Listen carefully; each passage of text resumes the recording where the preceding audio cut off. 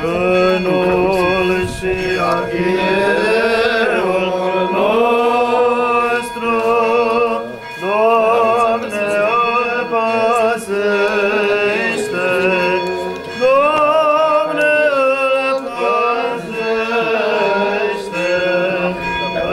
într-o mulți ani, într-o mulți ani, într-o mulți ani, Stăpâne.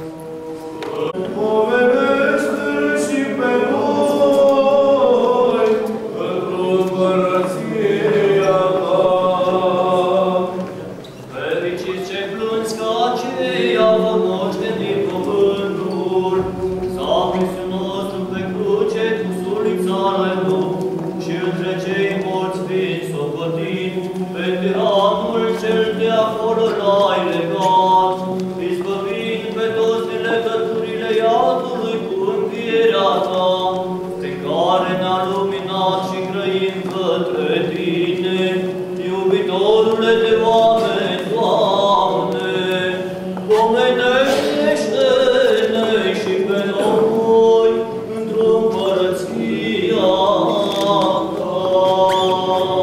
Fericiți cei ce frământesc și se ducează de dreptate, că ceea se vor sătura este fără prihană, fără numai Duh, stăpânul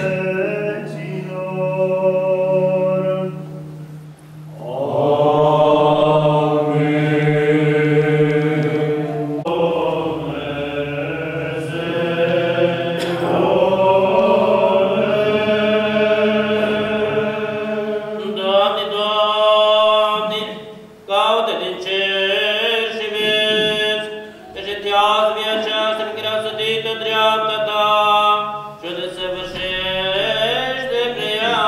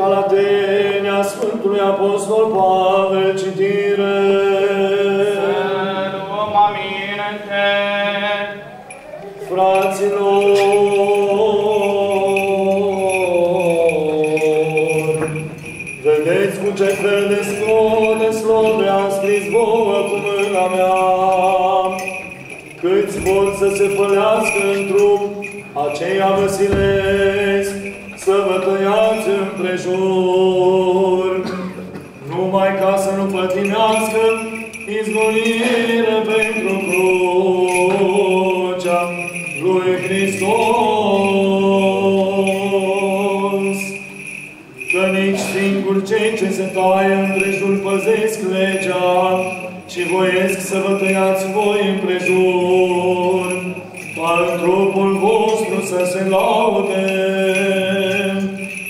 iar mie să nu-mi fie amălăutat, fără numai în crucea Domnului nostru Iisus Hristos, prin care mie lumea s-a răstignit și eu lumii, că într-un Hristos Iisus nici tăierea împrejur poate ceva, nici netăierea împrejur, ci făptura cea nouă.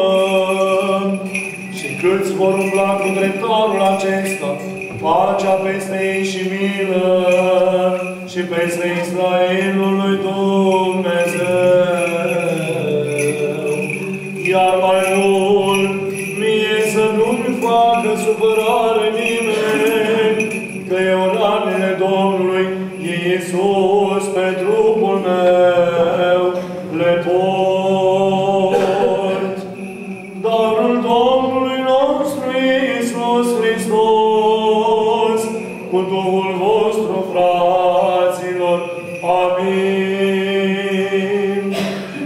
Fraților, Avram doi feciori a avut, unul din slujnică, iar altul din cea slobodă. Însă cel din slujnică după drum s-a născut, iar cel din cea slobodă prin făgăduință, care au altă înțelegere. Acestea sunt cele două legi, una din muntele Sinai, ce se naște spre robie, care este Agar. Că Agar, muntele Sinai, este în Arabia și se alătură cu Israelul cel de acum și slujește cu feciorii săi. Iar Ierusalimul cel de sus este Slobod, care este Maică nouă tuturor, că scris este: veselește-te cea stearpă care nu naști, glăsuiește și strigă ceea ce nu ai durere, că mai mulți sunt fii celei pustii.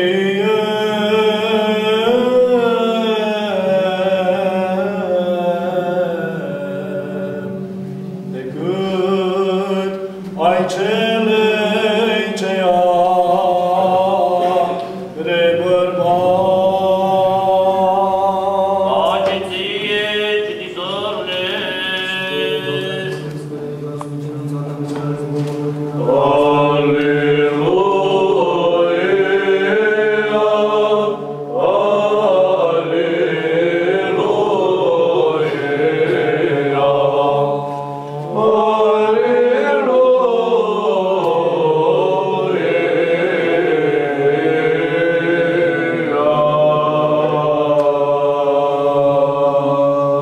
Binecuvântați, fransfințite stăpâne, pe bine vestitorul Sfântului Apostol și Evanghelist Ioan.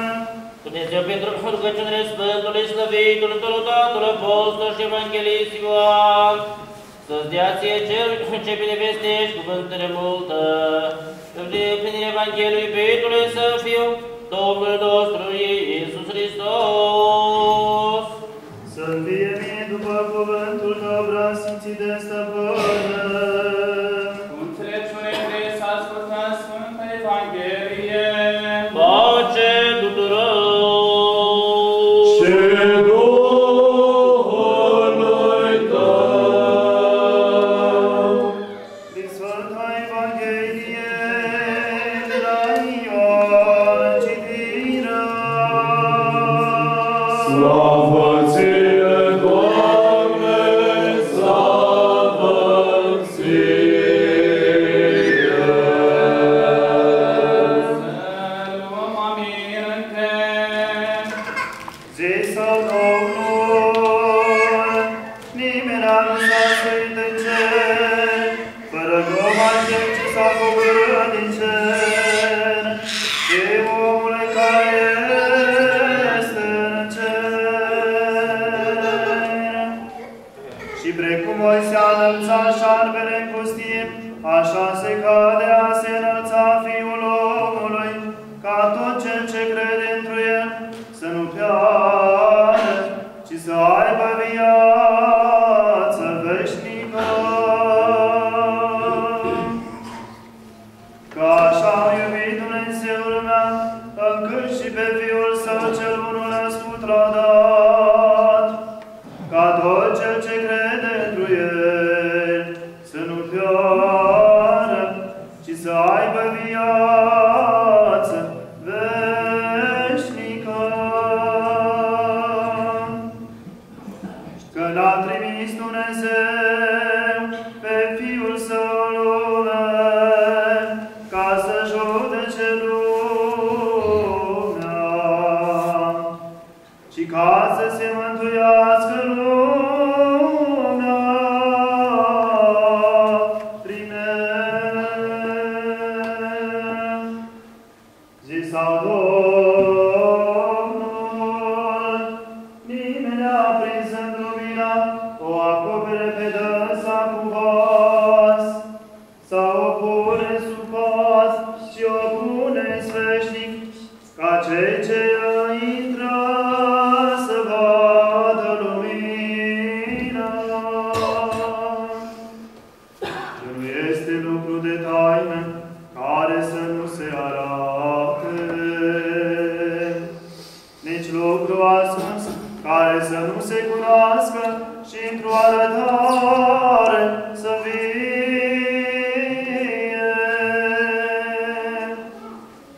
Deci vedeți cum auziți, că cela ce are se va da lui, și cela ce nu are și ce îi se pare că are, se va lua de la dânsul.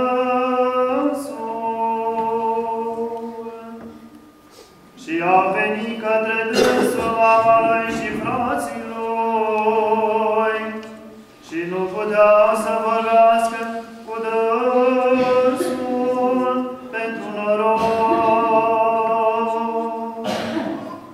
Și a spus lui Sicon: mama ta și frații tăi sta afară, vrând să te vadă pe tine.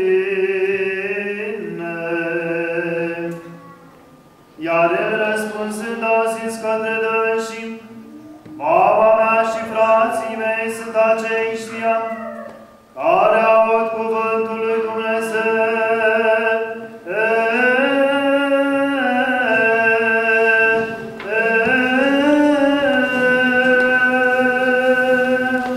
Și fac pe dânsul. Pace ție, binevestitorule!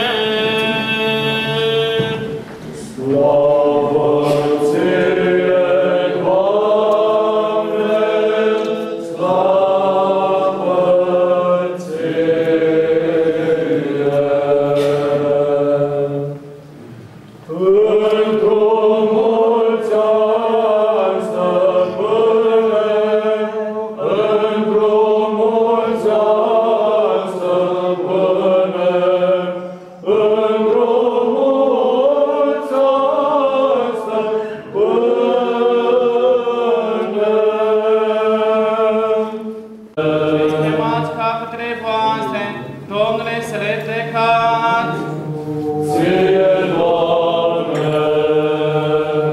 Și aceștia împreună cu noi, să slăvească ca cinste mare cuvinte numele Tău, al Tatălui și al Fiului și al Sfântului Duh, acum și pururea și în veci și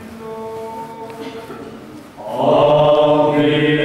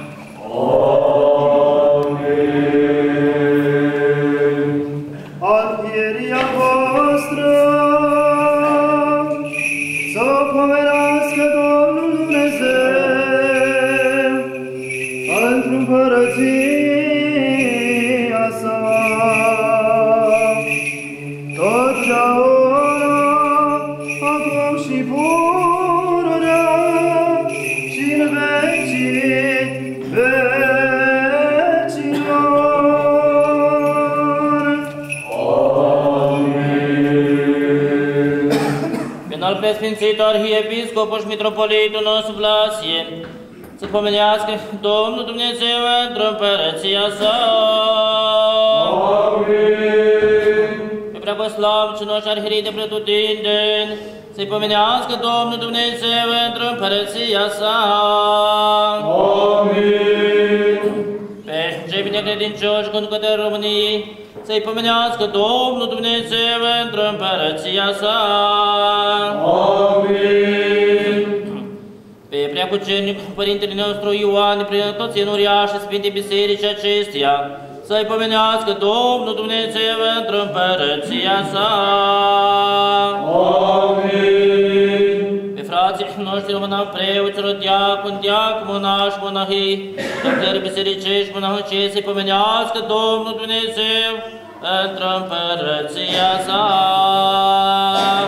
Amin. Pe binecestitor sfați marilor și orașilor și toată oasă cea iubitoare de Hristos, să-i pomenească Domnul Dumnezeu într-o împărăția sa.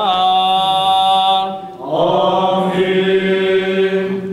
Pe fericiți de-a pururea păminții ctiturea sfânt lăcașul acestuia și actitul militor și păcător de bine, să-i pomenească Domnul Dumnezeu în împărăția sa, totdeauna acum și pururea și în vecii vecilor.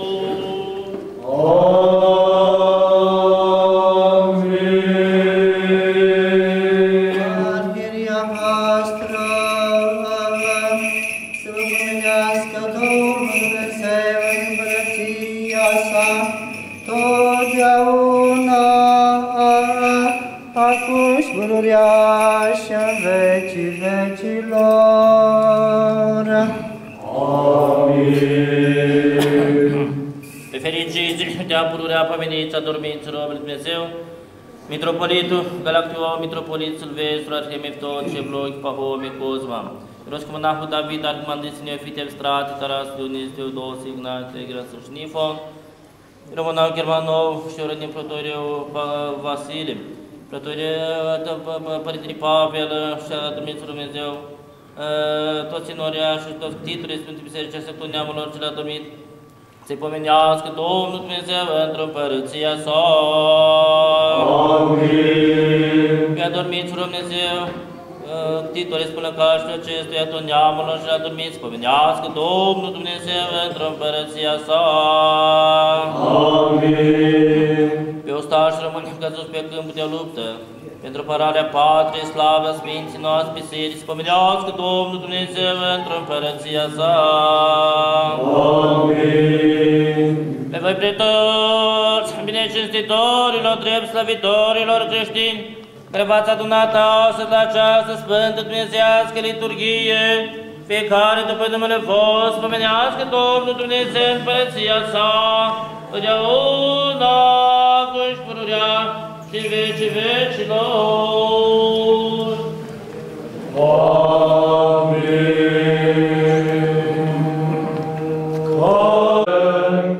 Apără, mântuiește, miluiește și ne păzește pe noi.